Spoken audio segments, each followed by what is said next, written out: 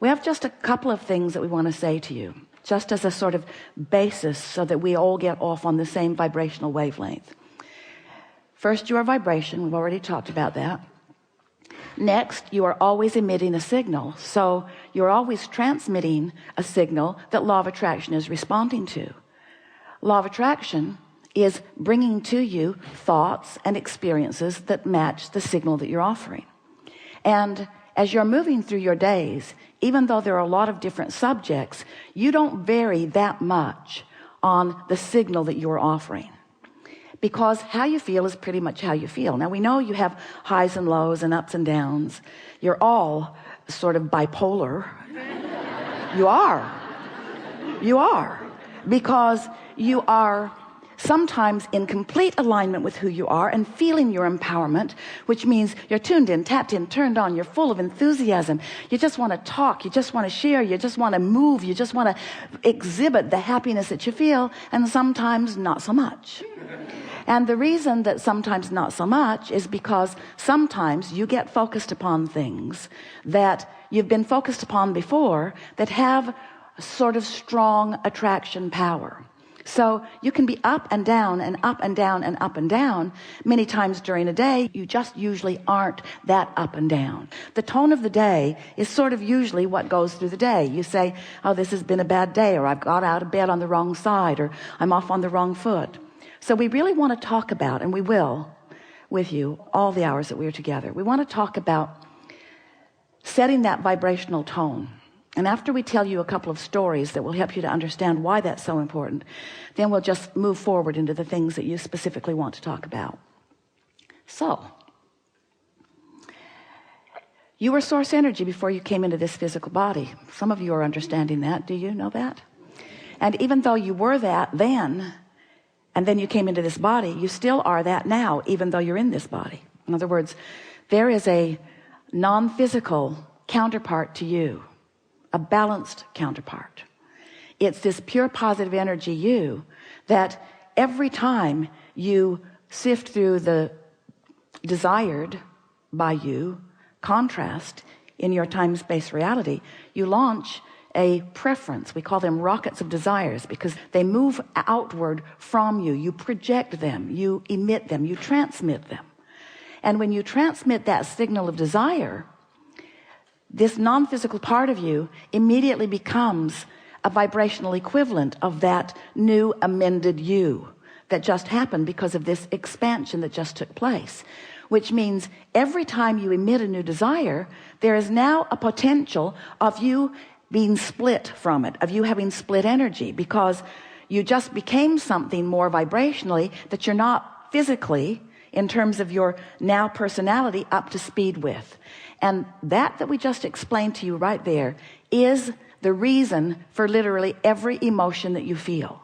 Because when you've become something that you're not up to speed with, you feel that difference. As you come to be up to speed with it, then you feel the ease and clarity that comes from that. So all day long, you are in varying degrees in alignment or not, in allowance or not, of that furthest expanded part of you. And nothing else is important for you to ever understand about anything, because you came to be the creator of your own experience, and you are that all day long. And you are launching these rockets, and the larger part of you is becoming them and holding the signal of that new expanded you with such clarity, with such brilliance, with such high-powered wattage of vibrational output, that you can feel in every moment your vibrational relationship to that. It's just that simple. Now we know for some of you, if it's new in hearing that's sort of a boring, maybe even hard concept to get your thoughts around, but we promise by the time that we are at the ending today, you will understand that fully, because nothing matters more than that you are moving in the direction of that which you have become. You don't have to be up to speed with it completely. You don't have to know it, because in the moment you know it, it's manifested, and there's a whole lot of fun on the journey. So we're not talking about closing the gap and standing there in a closed gap, because you were born into an experience where you intended to have plenty of step one moments where contrast causes you to ask. So you're going to ask all day, and you're going to have gaps always between who you have become and what you are allowing yourself to be. We're not talking about getting rid of that gap. We're asking you to manage it. We're asking you to enjoy the vibrational ride of moving in the direction of what you've become instead of moving in opposition to what you've become. That's all. Because there's always going to be a new desire. There's always going to be a new journey. There's always going to be more that you are on your way to allowing yourself to manifest fully. So we don't want you to be tentative and guarded about trying to control your thoughts. We want you to think clearly. We just want you to gently and often guide your thoughts in the direction of what feels good to you. Because when you guide your thoughts in the direction of what feels good to you, now you're on your path. Now you feel good. Now all is well. And did we say it's an eternal path? Did we say that it never ends? Did we say you never get it done and you can't get it wrong? Well, we want to say it's an eternal path. You never get it done, and you can't get it wrong either. You can't get it wrong. You can feel crappy. That's Esther's word.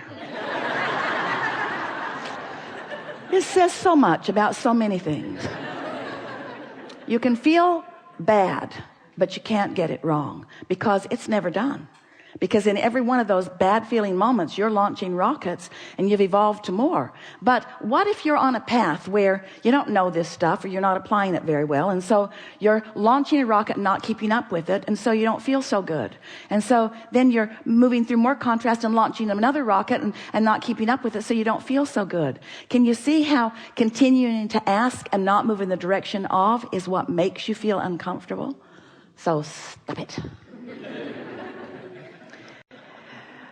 We have one small story to tell you, and we think it lays the basis of everything that we're going to be talking today really well for you.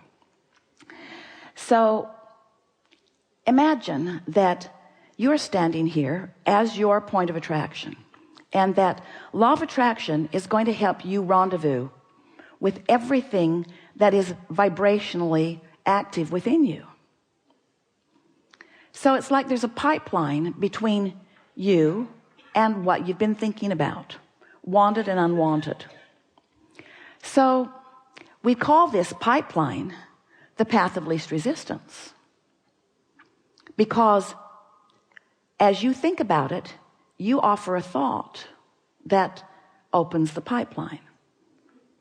A thought that you hold for as little as 17 seconds is powerful enough.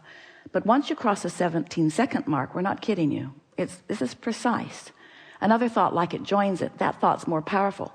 So the path of least resistance between you and what you're thinking about is that much more. By the time you hold it for another 17 and then another 17, so you cross the 68-second mark, that path of least resistance is significant enough that there is going to be some demonstration to you if you're aware. The demonstration will come, you might miss it, but there's going to be some demonstration of the pathway you've laid. So Esther has some beautiful water features in Texas. It's at the Abraham Hicks Center, and there's a headwater and a little stream, and it comes down some rapids and falls into a bigger pond. And the stream was getting cloudy, and so it was finally determined, after trying a lot of different things, that the pipes that were putting the water back in, first pipes take it into the filter filters it and aerates it and puts it back into the stream, and those coming back in pipes were clogged. So the stream was cloudy, couldn't see the fish.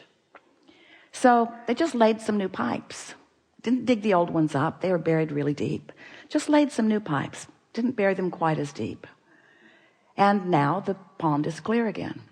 So we began saying to our friends, you friends, you may have some clogged pipes, because if you're asking for things that aren't coming, it may be that you've got some clogged pipes. So it was a sort of fun analogy to play with. Let's get those pipes open, and the better you feel, the more your pipes are open. But then later the analogy began to evolve, and Esther heard us say, as she's listening back on one of the recordings, that those pipes closed up from neglect. And something about that just jumped out to her. And so she sat and wrote with us. She's working on a new book. We are writing. It's called the grid, which really is the label that we're giving to what your point of attraction is. What are you doing? It's like a grid or a framework that's filling in with the details, but what are you vibrationally building? What grid have you established that is filling in with all of the details? And so as Esther is thinking about these pipes that have clogged up with neglect, we said to her, there are things that you've opened a path of least resistance to that you don't want a rendezvous with. So why not let those pipes close up from neglect, lack of attention? And there are those things that you really want to establish a pathway to, a path of least resistance to. So why not keep those pipes open by attention? So we just want to say to you, in the simplest way, you heard that so completely, that anytime you're opening a path that's leading to something that you do not want, every time, no exceptions, you feel negative emotion. And every time you're opening a path that's leading you to something you do want, every single time, no exception, you feel positive emotion.